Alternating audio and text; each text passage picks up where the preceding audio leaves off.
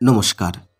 সত্যমঙ্গল চ্যানেলের সকল দর্শক এবং শ্রোতা বন্ধুদের জানাই আন্তরিক শ্রদ্ধা ও ভালোবাসা। আজ আমরা এই ভিডিওর মাধ্যমে স্বামী ভূতেশানন্দজি মহারাজের কথা থেকে আলোচনা করব। স্বামী ভূতেশানন্দজি মহারাজ বলছেন, ব্রহ্ম মানে বৃহৎ, ভাস্ট, বিগ, সর্বত্র ব্রহ্ম। ব্রহ্ম শব্দের যৌগিক অর্থ হল বৃহৎ বা খুব বড়। হ্যাঁ, খুব বড়। পাহাড়ের মতো বড়? পাহাড় তার তুলনায় অতি ক্ষুদ্র। ব্রহ্ম হল ব্যাপক, তার কোনো সীমা নেই। এই এক অর্থ হল। দ্বিতীয় অর্থ, ব্রহ্ম নির্গুণ, নিরাকার ইত্যাদি। আত্মা ও ব্রহ্ম একই। যিনি নিত্য তিনি অবিনাশী, অপরিণামী, গুণ বিশিষ্ট নয়। তিনি আমার এবং সকলের ভিতরে আছেন, সকলের মধ্যে পরিব্যাপ্ত হয়ে আছেন। শব্দ দিয়ে তিনি সীমিত নন, তিনি বিনাশী নন, সাদা নন, কালো নন ইত্যাদি। তিনি কি নন তা বলা যায়, কিন্তু তিনি যে কি তা শব্দ দিয়ে বলা যায় না। ছোট বড় নানা পরিবর্তন হচ্ছে, যাকে জড়িয়ে নিয়ে এই পরিবর্তন হয় তিনি ব্রহ্ম। বৃহদারণ্যকোপনিষদে যাজ্ঞবল্ক্য গার্গীকে ব্রহ্ম সম্বন্ধে বললেন।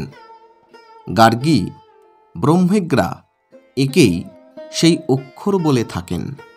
ইনি অস্থূল, অননু, অহ্রস্ব, অদীর্ঘ, অলোহিত, অস্নেহ, অচ্ছায়, অতমঃ, অবায়ু, অনাকাশ, অসঙ্গ, অরস, অগন্ধ, অচক্ষুশ্চ, অশ্রোত্র, অবাক, অমনঃ, অতেজস্ক, অপ্রাণ, অমুখ, অমাত্র, অনন্তর ও অবাহ্য। তিনি কাউকেও ভক্ষণ করেন না এবং অপরকেও তাকে ভক্ষণ করে না। মহারাজ বলছেন, শক্তি ব্রহ্ম ছাড়া নেই, ব্রহ্ম শক্তি ছাড়া নেই।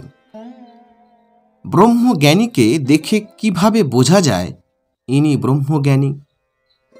মহারাজ বলছেন, ব্রহ্ম ভাব হলে কতগুলি চিহ্ন দেখে বোঝা যায়।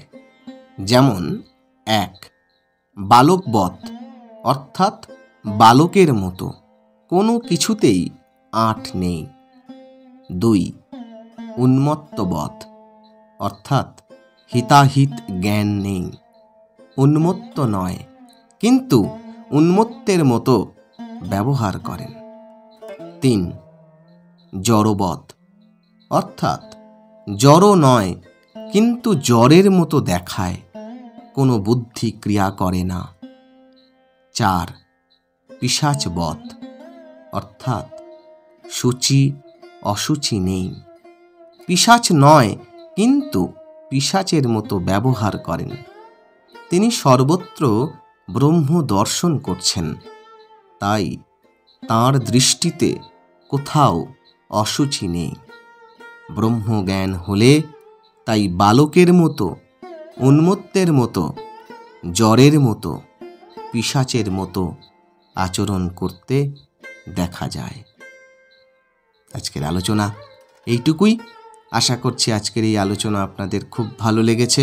আর সত্যিই যদি ভালো লেগে থাকে তাহলে প্রতিদিনের মতো ভিডিওটিতে একটি লাইক, শেয়ার, কমেন্ট ও চ্যানেলে যারা নতুন এসেছেন তারা চ্যানেলটিকে সাবস্ক্রাইব করে সত্যমঙ্গল চ্যানেলের পাশে থাকবেন। ধন্যবাদ।